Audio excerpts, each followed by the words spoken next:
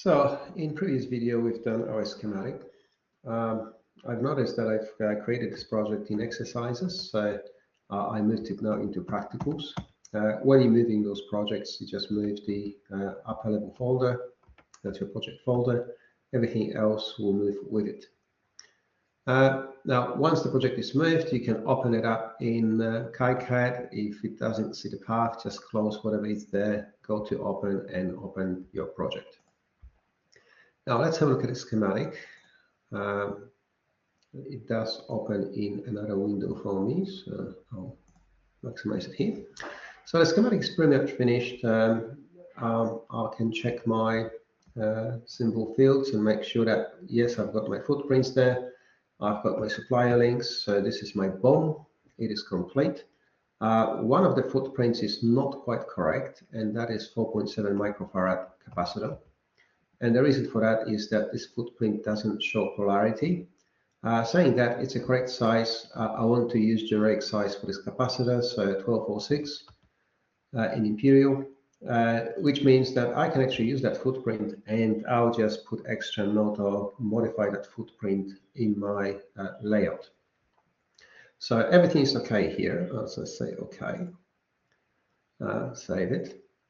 And another little thing we can do is, it's not compulsory, you don't have to do it, but it'll make our job a little bit easier later on, is to basically allocate net class to our power nets. So I'll go for net class directive, click there. I'll select my net class as power. Obviously, if you have your settings, then the settings done properly, then you will have power net class created. So go power. I'll use the default symbol, that's okay. And if I zoom in, I'll place this power somewhere. It doesn't really matter where you place it, but somewhere on 5-volt rails. So I'll just place one here, and I'll just place another one. I can actually copy this one, so cancel that. Connect it to, I need to connect it. It doesn't want to connect, so add wire, and I'll just add wire to make sure that it's connected to my 5-volt rail. Now I also want to copy that, paste it, and put it on my V-bus, because that's my power rail as well. And I'll use the wire to connect to my V-bus. Okay. Save that. Now, what this does is it tells that the system that this net is a power net, and the actual wire thickness or the track thickness will be as per our directive. So in this case, it will be 0.5 millimeter. Okay, so this is pretty much done. I'll save this.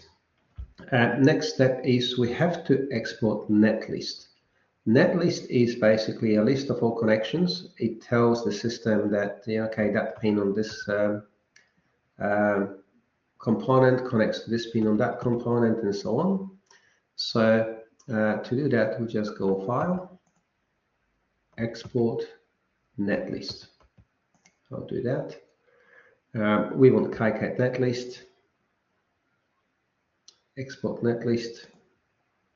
We want to put it in our project, so keep the default name, save, and hopefully the netlist was created. Let's have a look. If we go to our project, and now we do have, we've got quite a few different files there now.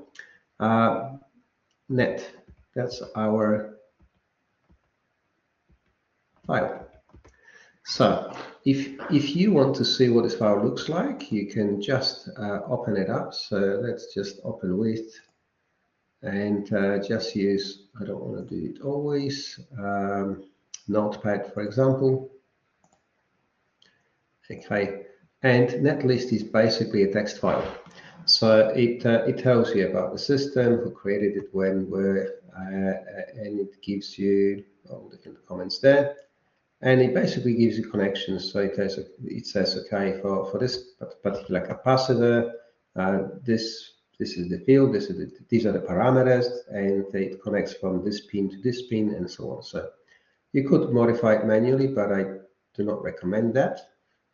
It's the file which our PCB editor will read. So cancel out of this. Okay, so now this, I'll just resave it.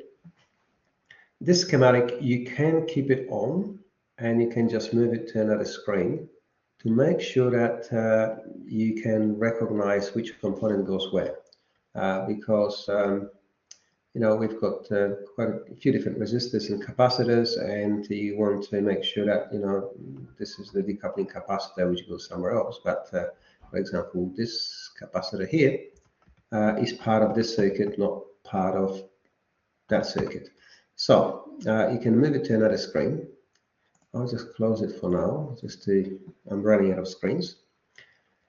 And let's open up our PCB file. So if you open it up, again, it did open on another window for me. The first thing we can do is we can actually fill in our details. So double click there, issue date, I'll just copy today's date, doesn't matter. Revision 01, title ATMegaDevBoard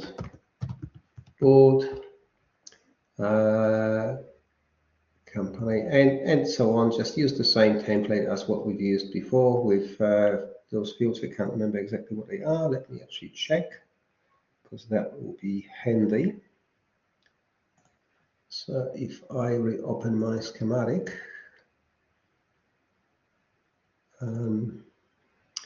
okay, so component 1, I'll just move this to another screen.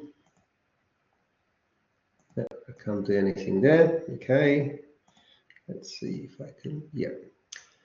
So comment 1, this is your name.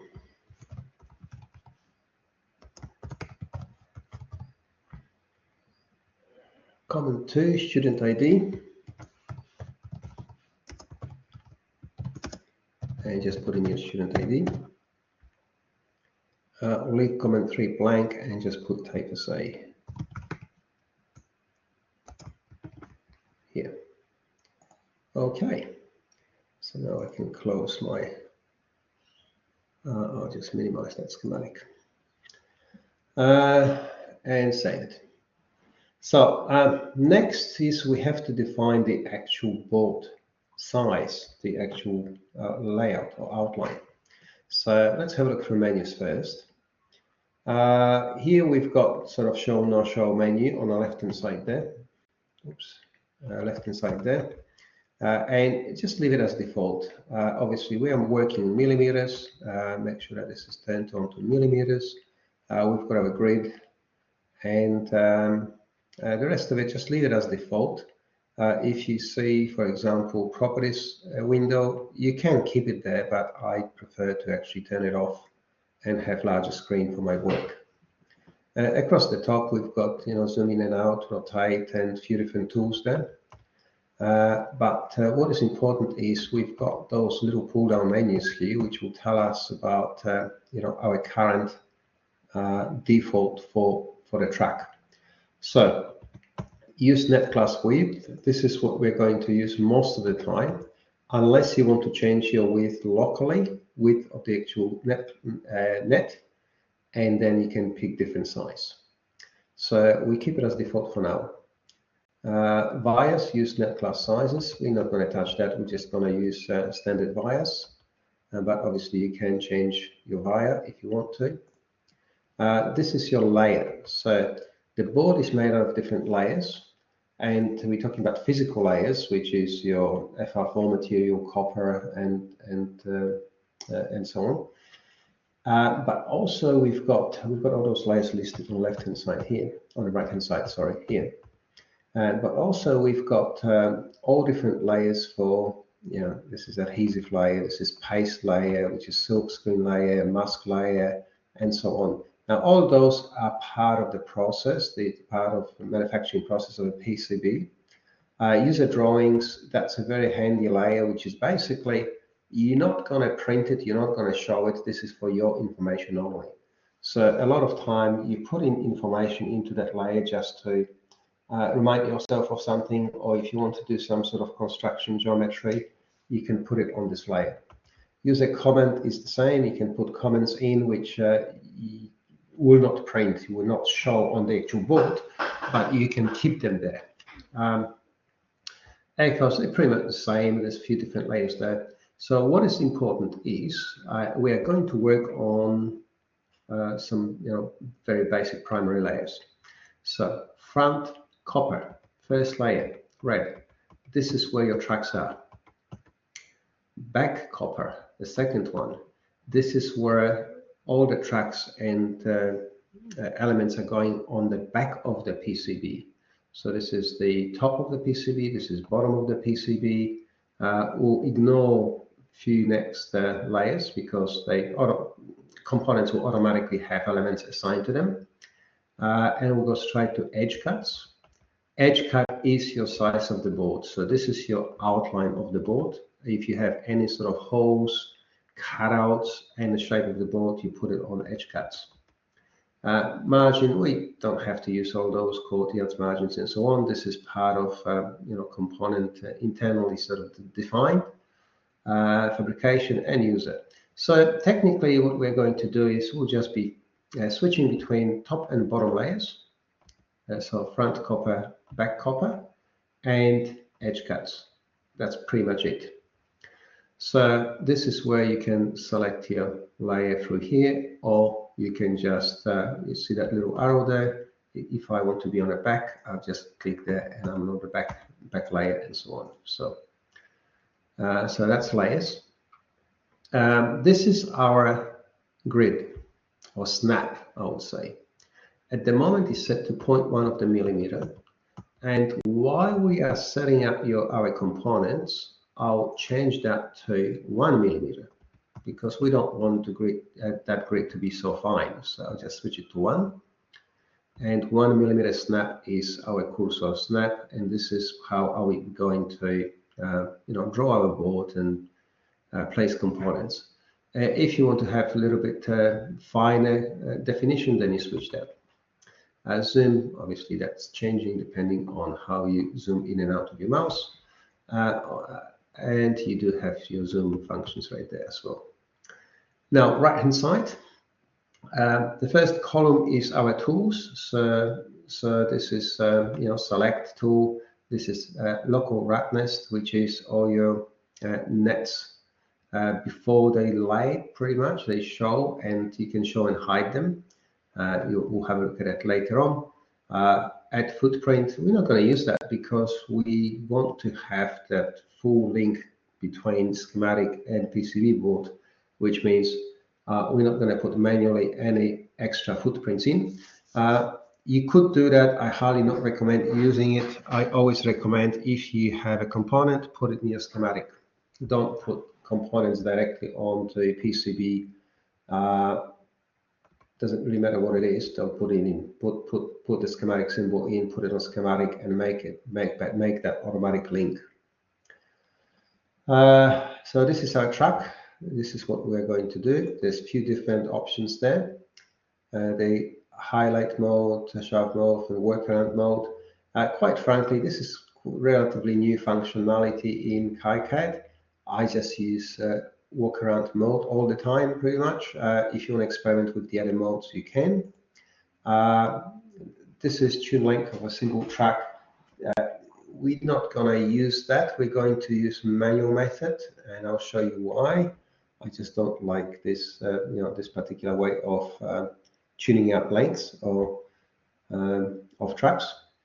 This is our via, so it's a hole which goes all the way through the board, connects top and bottom layer together, electrically connects the top and bottom layer. This is the field zone, which is whatever copper pool we want to put in. We have to define it as a zone, and then a rule area, which is if you want part of the board not to have copper on it, then you can define this part right here and say, yeah, just avoid this area, don't put copper on. Now, line, rectangle, and all different shapes, they pretty much just for your tools to create your shape of a PCB.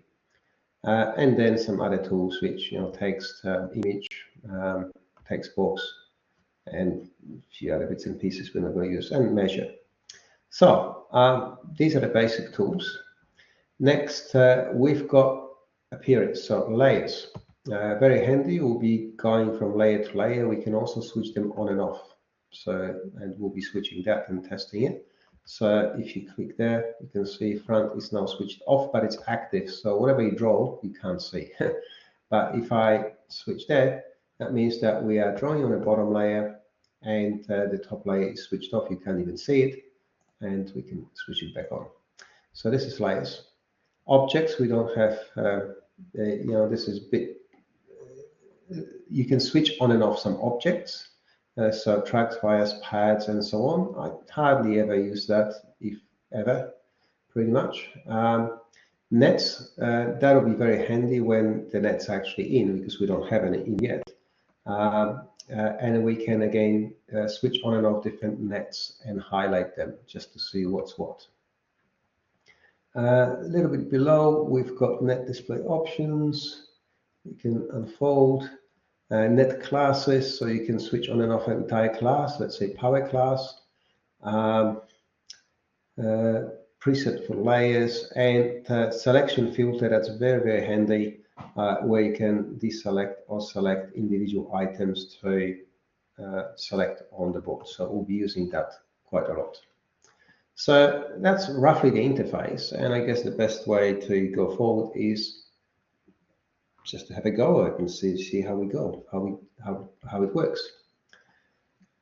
Okay, so next, I'm going to my layers, and I'm going to activate my edge cuts. So if I click there, you can see that on the top there it shows edge cuts. I can create shape of my PCB. Now make sure that you've got your grid set to 1 millimeter. You can actually make it even, to make it easier, we can do 5 millimeters. Because we're not going to do board in, the board size is going to be in increments of 5, for example. And now I'll select my rectangular tool because, we just want a simple rectangular board. So select that tool, click somewhere, and now we can see the size, and I'm going to go for 45 millimeters by 100 millimeter board. So this is, I know this project, so obviously I've done it before. I know my size. When it comes to size of the board, there is a couple of ways of establishing that. One is your restrictions, physical restrictions. That board goes somewhere and it's got to be a certain size. And then you have to make sure that you fit your components on that board. If you can't, then you look for alternative components, or you look for alternative methods of building it so you can fit it in. Another restriction is manufacturing. If you're doing large volumes or even small prototypes, certain sizes can be nested better than others, which means that if you cross the board, make it bigger just by 1 millimeter bigger than what the sort of optimized nesting is, that'll make your entire board more expensive, because suddenly you can't fit. You're losing an item or a whole sort of your row of items from your nesting. So there are many different criteria, and you can start with bigger size and then shrink it down. It's entirely up to you.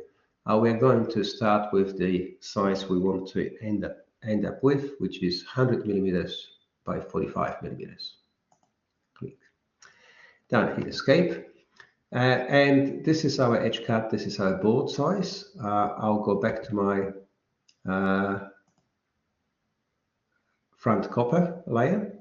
And you notice that when you go zoom in, it zooms right into your board. So it understands this is a board side. This is how our zoom all works, zoom to fit. So no longer zooms into your drawing frame, but to the actual board. Okay, I'll just zoom out a little bit and save. Next, we need to put components in, link this PCB into our schematic. Now, all our components will be on the top layer. We are going to keep this board very, very simple. We're not going to put components on the back side of the board. We're not going to do anything fancy. It's just a simple development board. We want to make sure that it's easy to build and cheap to build. So all components are going on the front, and we need to import our netlist. So, File, Import Netlist. And netlist file, we have to select it. So I'll just go open. This is our netlist file. And link method. Link footprints using reference designators. This is what we want. We don't have anything to replace. We don't have anything to delete. So those options are off. This is the most important one. Load the netlist. Okay, it gave me all the components, list of all components which are going to be loaded. Update PCB. And I got a couple of warnings there. One is that the U1, which is our FTDI chip, pad 8, pin 8 there's no pin 8, no net. And I'll show you why later on, but we can just ignore that, just say close. And here are our components. Now, I'll place those components just above here somewhere outside of my board because they all just stuck on the top of each other. Hit escape. And then we can start laying the components out. Now, coming back to this warning we got is the FTDI chip. There's a couple of pins which were not defined in the schematic. And if I open up my schematic, if I can find it, I think I need to open it up because it's probably closed. Yes. Okay. If you zoom in, there's a couple of numbers missing here. One is number 8. I think there's no pin 8 as such. And the other one is, I can't remember the number. But those two pins are not shown in the symbol itself. But a footprint obviously does have those pins. In this case, we treat them as not connected. Technically, what I would like to do, if I want to do it properly, I would modify the symbol and add those two pins. Doesn't matter where you add them, just put them on the side here somewhere. Input, output, I'm not sure. You'll have to check with datasheet, and just terminate them with not connected. That's quite simple. But even if we don't do that, if we just keep it as those two pins are non-existent, we can ignore this warning and everything is going to be fine. So I'll close this, coming back here. And I'll stop this recording and I'll start the next one on the actual layout. So I'll save the board.